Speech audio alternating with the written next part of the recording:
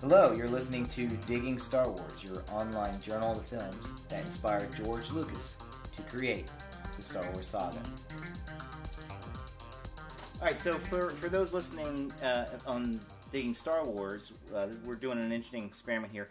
We're actually right smack dab in the middle of a recording session for the Dying Breed Movie Club Meets the Movies podcast. Yeah, and I'm going to hand this over to Chris for his Digging Star Wars. Right, and Phil Congleton, who runs this podcast, was kind enough to give us a few minutes here to talk about Mysterious Island, which is part of his podcast as well.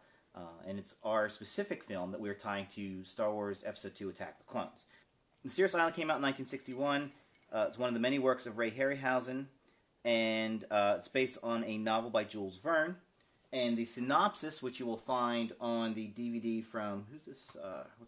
Columbia Pictures, goes a little bit like this. The fantastic Captain Nemo once again inspires the spirit of adventure in another Jules Verne classic. Captain Cyrus Harding, played by Michael Craig, leads 3 Union soldiers in a daring escape from Confederate prison camp in a seized Confederate balloon. A raging storm forces the balloon over the ocean toward a Pacific island, on which the group becomes marooned. 2 shipwrecked women share in the dangerous encounters the castaways have with a host of gigantic beasts. Their fight for survival is aided by the mysterious Captain Nemo, played by Herbert Lom. Am I pronouncing that right? Yeah, Herbert Lom. Okay. Of the submarine Nautilus, who, in an attempt to increase the world's food supply, helped create the strange animals. When a volcano erupts and threatens to destroy everyone, can Nemo save them? It's always good when a synopsis ends in a question. Yeah, and I had forgotten that was Herbert Lom, by the way. All right. So, more synopsis? No, that's it. Is that? That's it. Herbert Lom, I don't know if you remember Herbert Lom from the original Peter Sellers Pink Panther movies. He was the bad guy in all of them. Oh. Yeah. Well, not in all of them, but in 2 or 3 of them. So, and I was like, oh my god, that's Herbert Lom. I totally forgot he was in Mysterious Island too. But I'm sorry, didn't mean to interrupt. No, that's cool. So, before I go further, with us here is Randy Petras, who's a guest on Phil's podcast. He's going to chime as well. Hello. And Corey Yaktus. And, Hi. And Corey, I asked Corey to look at this film and so we could talk about it in its relation to Episode 2. And I think this is going to be an interesting interpretation of the film because I don't think Corey necessarily is a fan.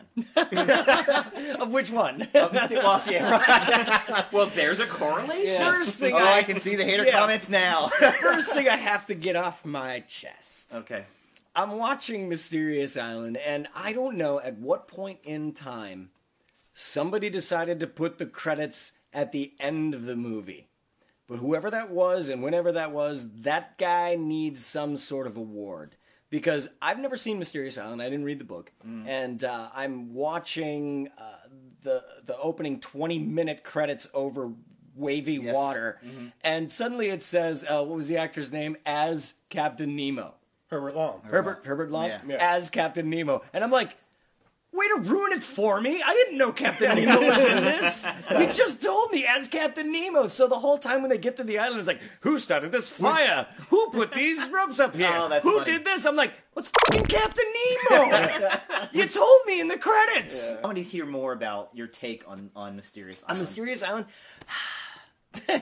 It's awesome. I love going back and watching movies like this, but it's more like history. It's more like, well, this is how they used to do it back then, and wow, haven't we come a long way since then? Yeah, I agree. And not just as a technical aspect. I mean, I just the choices that directors make to spoon feed you emotion. It's always a tight oneer with beautiful light, and I can just hear the director off camera saying, "And now looks sad." Right. You're sad. Yeah. Very good. Moving on. Yeah. Check the gate. Next, turn the camera around. And now you look offended. Yeah. Great. Cut. But and you're right about that, where it is an old style of filmmaking where all that stuff was coming out of theater. Mm-hmm. And a lot of that was still the theater mentality where you had to really emote the way you would on stage so that, you know, the general level of overacting that went all the way up through the Shatner years. It was a style that was coming out of the old theater world and vaudeville world, and that's how actors were taught. Today, it's a very different world. I got one name for you, Jim Carrey. Right. Okay, that's the 90s. They're still overacting. Well, that's a one guy. director's choice. But the beauty of what And, you're saying with what Mysterious Island is, and the overacting and the whatnot, which I'm not disagreeing with, I love the fact that this is. I've paired this with episode 2, where there's, horrible wooden dialogue to begin with, Right. But like, there's no emotion, like, Right. Like, I thought we weren't going to fall in love with each other. I'll never join you, Dooku. Yeah. I've been dying a little each day since. Yeah, since you that's came- my favorite line. When I saw Attack of the Clones in the theater and that line was uttered, a very vocal African American woman in the back row, when Natalie Portman delivered that line, went, "Oh, come on!" And everybody else was thinking it. Yeah. She Oh, said that's it, and it was brilliant. very funny. And one of the things. So It takes a special kind of director to make Natalie Portman, Liam Neeson, Ian McGregor look like hacks, like terrible actors. well, I gotta say telling with you. Ewan, I think Ewan did. I think it's great that he was playing Obi-Wan, because I felt like Ewan did what rose Alec Guinness above, did. yes. Like, you know what, this guy's not going to give me much, so I'm gonna do what I can. I'm gonna make Yes. this. Yeah. I mean, Yeah. and I love that, I'll never join you, Dooku line, because anyone else on planet Earth could not have delivered that line and made it not laughable. Right. It's a terrible line, Sure. I but still he laughed. sells it. Yeah. And he sells it as hard as he can, because Yes. Ewan McGregor is a fantastic actor. Yes. Hayden Christensen. Well, and I don't like getting down on Hayden Christensen, because he's standing next to Liam Neeson, Ewan McGregor, right. and all these guys who are fantastic actors being given crap lines. That's my problem. That's my problem. That's the director thing. He's an average actor Yes. being given crap lines Yes. and not knowing how to handle Right. it. I don't think the poor guy is as bad an actor as people want to Right. say he is. It's like friends of ours who make videos that are movies themselves, but they shoot it on VHS. Yeah. And it's like, I don't care who you put on VHS, they're gonna look pretty dumb. Right. They're not gonna come across as, I don't know, talented as Right. maybe if they were on 35 millimeter. Now, watching Mysterious Island, did it occur to you at all why I'm saddling it up with episode 2? It's not a test. I just want to know. I'm going to say not in the least. Yeah, I I- want to hear this because I'm trying to figure it out too. If I were gonna I mean, he always finds there's more stuff coffee and if you it's want. impressive. Was that a little strong? That's good. Perfect. There's more if you want. I don't want to still be up hot. for 5 days. I just want to be up for the podcast. We're talking about coffee, people. Yeah. Have a Red Bull. Mysterious Island. How does it relate to? When they carbon freeze Nemo, which actually they kind of do, because he does have, Well, he gets not to ruin the into end for him.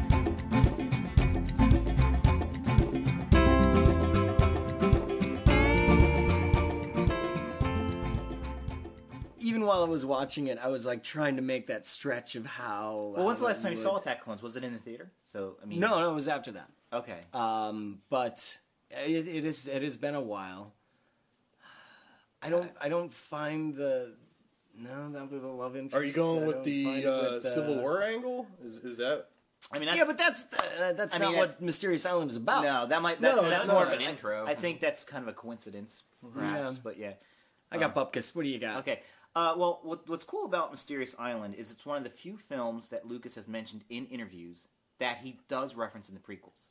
One of the things about the prequels, which is pretty cool, is that people began to see references to a lot of other films, and which is what my podcast is all about. And someone asked him the arena scene when they're on Geonosis. What's that about? Is it about the movie Gladiator? Is it about an older? Is it about Ben-Hur? Like, what's it Gladiator about? films. Gladiator in films, general. exactly. And he said, I'm not going to tell you what Gladiator films they are, and I'm still working on that. He said, however, I do reference Mysterious Island in the scene. And he didn't come out and say how. And then later, other film critics said that The giant big blue ship. crab the thing. big Yeah. blue crab thing is a direct nod to the crab battle in Mysterious Island.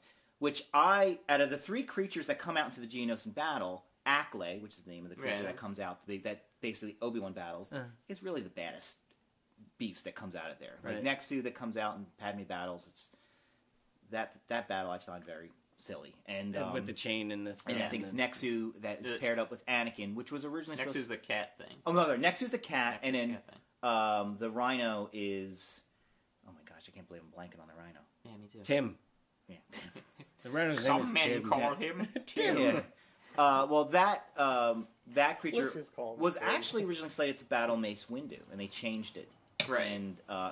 And so it's with Anakin, or at least some of the gags that Anakin pulls off with that one. Right. And then Obi-Wan gets Acklay. So if you think about it, the Geonosians even come up with spears. Yeah. And throw them, and it snaps it in a whole bit. So that's the main connection between these two films. Is Acklay is a direct nod to the big crab scene in Mysterious Island. And if you think about it, the big crab scene in Mysterious Island really is the badassest scene in that movie, at least in my opinion. Like it's a very cool scene. Like, it's extremely well animated, and it's a good battle. I think, to your point, editing is what makes that scene. Because when you see the guy in the big claw, and it's the life-size guy, it is silly, and it is, kind of funny.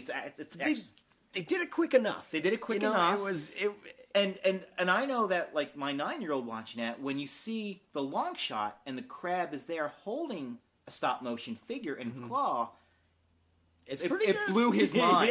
It's like, how did they do that? So that animation of that guy, and I said, that's stop-motion. That guy in his hand is actually, it's like an action figure. And you could just see the wheels turning in his head. And it really speaks to how great that scene is, and as far as the battles. So he's wondering how a real person turned into an action figure? Is No, that he's what like, you mean? I don't understand how they have a guy in the crab claw. Yeah, okay. How'd they get that guy? How they get in the long shots, in the wide shots. Oh, that's impressive. Right. Then. And I thought yeah. that was pretty cool. And I love Harryhausen's person stop motion. When you have the person, in the crab claw, when you have, Perseus on the Pegasus, or any time that he's animating a person. It's really cool. It's something that really takes me back to my childhood and just watching the old monster movies, many of them the Harryhausen movies, the Sinbad movies and everything.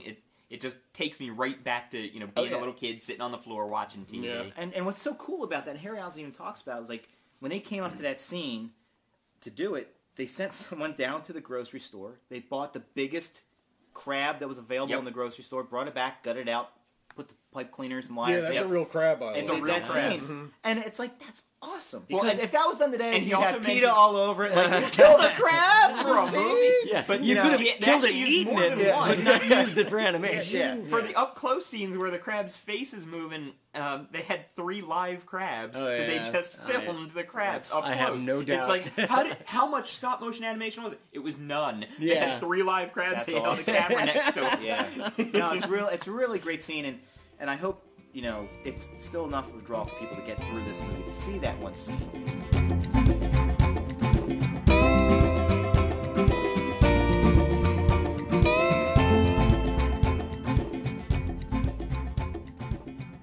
That's the main connection, but I found some other connections which I thought were kind of Now, interesting. found or made up?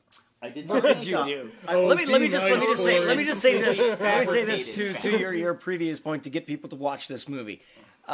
Mysterious Island. If you watch it with a few other people, there's some, say, liquor involved, and you don't watch it to really watch it, but watch it to enjoy a piece of history. Watch it to enjoy and to try to get your mind back to, oh God, this is how they had to make special effects back then. It's fun, and even if you do your own commentary track to it while it's going, Like a and Mystery Science yeah, Theater some thing. Mystery Science. This movie is worth watching. It's fun. But honestly, I that's the love way that you need to series. watch It's- any kind of movie. I Yeah. mean, any type of movie that has that shtick to Right. it, like a Godzilla movie or anything. Right. You can't judge, Right. a Harryhausen movie or a Godzilla movie against, modern versions like Star Yeah. Wars and things like that. Right. You can't do it because it just doesn't hold up in the same kind of way. You have to be in that type of mentality to enjoy it. Remember what I was saying earlier about how I was going someplace philosophically in my mind if it's okay to think that way. This is where I was going in my head. I was like, well, do we think that same way about other things like the medical field? Remember when they used to bloodlet? And they used to put leeches on Exactly. people, They and they used to probably do. cut an They arm off. probably do. And today We we might not. have a much better advanced way of looking at things. Do I still look back at the medical field and say, Well, I mean, yeah, she had epilepsy, My doctor but, says menthol cigarettes are better yeah, for you. and today it's different used to say because that, we too. now have drugs to control things. That's why. But it was the that menthol. time, it was the time. Leech, it was a good idea. Leeches were okay at the time. Yeah. I mean, at what point do I My God, holes in his head? What is this, the Middle Ages? Well, at what point do I apply creativity, that same sort of judgment, Yeah, but I know technology advances. but in theory, no one's going to die during a movie. I don't know. Have you seen episode 1? But no, I would say that the things I Just found, wishful thinking. when I started talking about, when I started the Digging Star Wars thing, I mentioned a lot of the things that I'm going to find are merely coincidence. However, knowing Lucas and how he pulls things, and I've said this before, is that there are some things that Lucas pulls from other films that, yes, this is the crab. Nudge, nudge, wink, wink. I'm getting the crab. But while he's sitting there doing that, he is going to pull other elements, whether he acknowledges it or not. Or even knows it or not. Exactly. And I'm not saying that's a bad thing. I think it's actually a good thing. That's and everybody. that's how all Yeah, creativity exactly. happens. Exactly. But I thought it was interesting in Mysterious Island, there's the young Union soldier, the one that really drives you crazy. Oh no, you didn't drive me crazy. The character's name is Herbert Browie, I think, and the actor playing him was Michael Kalin. He is with the young British girl, Elena, and played by Beth Rogan. And there's a scene where they're going up into this cave. They're by themselves, and they're going to fall in love with her else. And they discover honey on the side of this mountainside, and then they go up into this cavern, and they're going to collect honey. And the beauty of that scene is as they're going in, you're like, they're getting into trouble. I love clearly that. a bee is coming. It's like, why would you go into a gigantic beehive? Yeah. And Even if you do, it's delicious. when you see a honeycomb that's 3 feet wide, and there are 20-foot And you just crabs, bought a giant you crab. might want to leave. Yeah. But nonetheless, Clearly nothing wrong can happen here. No bad thing. Yeah, that scene, you can take a point off for it, definitely. yeah, but they go in, and they Although I the didn't bee mind effect, the bee effect is Yeah, the fantastic. bee was bees cool. are awesome. Yeah. When he was Bees are putting the awesome. flags back on? Yes. Oh, it was great. And they go in. What happens? They go in. They get trapped. He's got to use his spear to get out and everything Oh else. no, he lit a fire. Oh, that's Yeah, what he lit a he fire. lights He the did. He fire, tried to. and they go out the back. and they go out. which I didn't realize until this time watching it that they go out the back. I was like, how'd they get out of there? Yeah. I didn't realize they All go out those the back. bees. So when they're going in and they're going through this, the scene that instantly popped in my head was Anakin and Padme going to Geonosis, and they go through the back door and they go in the tunnel where all the bugs are. Now they don't know the bugs are there, so that's the difference. But they're going to this tunnle, and then all the bugs come out, and they got to fight their way. And what happens? They go and they get trapped in that little platform, and then they go into the assembly line. So I thought that was pretty cool. That it was the same, and it's the same type of thing where they made the young Union soldier, an idiot, and he doesn't know how to fight and everything else. And if you look at Anakin in Episode 2, he's constantly crying and complaining about Obi-Wan's holding him back and everything else. But look at the mess he gets himself into consistently. He's not an experienced Jedi like Obi-Wan. So again, you have kind of like this young guy who doesn't quite know he's in the regiment. He doesn't know what's going on. He's got this beautiful girl, and they get into this problem. So I thought that was interesting that they kind of mirrored in that way.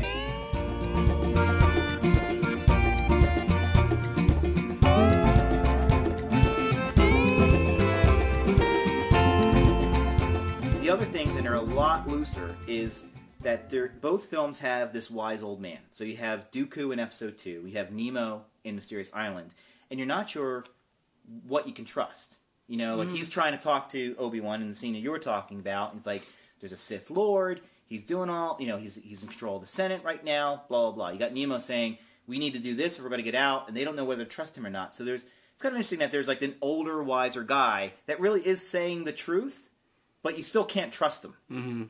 So I thought that was interesting.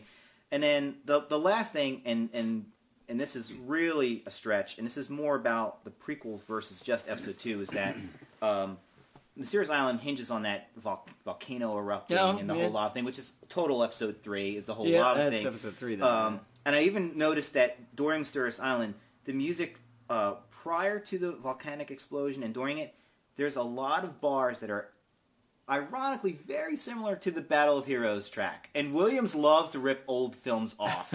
So I would not be surprised having, Lucas ripping this particular film off, that if Williams visited this film or visited the score and took some stuff from it as well. The soundtrack in Mysterious Island is fantastic. I was going to say, it's funny you mentioned the soundtrack, because when I was listening to it, or watching the movie, I was paying attention to everything Ray Harryhausen. I was paying attention to, like our assignment. I was so did your homework. Yes, Good for you. Doing my homework. Yeah. But I remember, and I watched it last night at 11 o'clock. And I remember last night at 11:30, being taken out of what I was watching by what I was hearing and listening to the soundtrack. And there was a guy, I think it was the Crab Attack music. And the balloon operator dude was down on the ground, and he was doing this. I wish we had video on this, because he was like, ha, ha. He's like really horrible on the ground. Poor acting. Like, no, you're not looking like you're afraid enough. It's a big fucking crab, dude. It's huge. You're really scared. You're really. And he's like, oh, is this bigger, bigger, bigger? And he went as big as you could go with a facial expression, and the music wasn't changing. Like, during the dynamics of that, it was just. It had something scary and eerie and like tense about it, but it wasn't like Elfman, like Danny Elfman, where it was like it was so subtle, and it was so like I'm actually tense. I'm feeling it from this music, and I like stopped watching the compositing. I stopped watching the animation. I'm like, the soundtrack is cool. That's brilliant. It is cool. The soundtrack they used came from Beneath the Sea worked in that way too. Yeah, it really grips you. Yeah, it helps you along. Well, and it came from Beneath the Sea. It has to have an awesome score, because half that film is underwater, and like you can't hear anything. You know, you got people pointing, and you know, like Mysterious Island, those giant conch shells on the They're terrible. Yeah, especially when they are kind of underwater and they're moving. But I guarantee you, there's no way that's airtight. I guarantee in 1875 that was probably cool as shit. You know, again, the technology. Unfortunately, the movie wasn't made. It was not so cool. I don't want to take up any of your time, but that's not my time; it's your time. Well, I want to thank Phil, first of all, for letting us kind of interrupt his podcast, do ours. And if you want to hear more of Phil's podcast, we will post a link on diggingstarwars.blogspot.com when we post our episode about Mysterious Island. So to hear more about Ray Harryhausen's work and the films that he inspired, the Clash of Titans, Wrath of Titans, the remakes, please go to the links that I'll post. And I want to thank Corey for weighing in. I know you've been wanting to do this for a while, and I appreciate your patience, and especially since you hate the prequels and you decided to do this. I'm gonna have to go watch them all again. Yeah, I do really appreciate your time, and this is also being recorded at the Corey Yaktus studio. I'm sorry, yeah, so Yaktus studio. Yaktus studio. So I thank you so much, and Randy, thank you as well. And I appreciate all you guys' time. And if you go to Phil's podcast, I guarantee there will probably be more Star Wars references. Yes, I'm sure it's going to come up. When we get to the Clash of the Titans, I'm sure there will be Star Wars references. So anyway, thanks a lot, guys. Really appreciate it. Digging Star Wars is produced by Mich Media and has no connection to Lucasfilm Limited whatsoever. Copyrights for films, trademark characters, and related materials discussed in Digging Star Wars remain with their respective owners. For a list of references or source material, please send an email to diggingstarwars@gmail.com.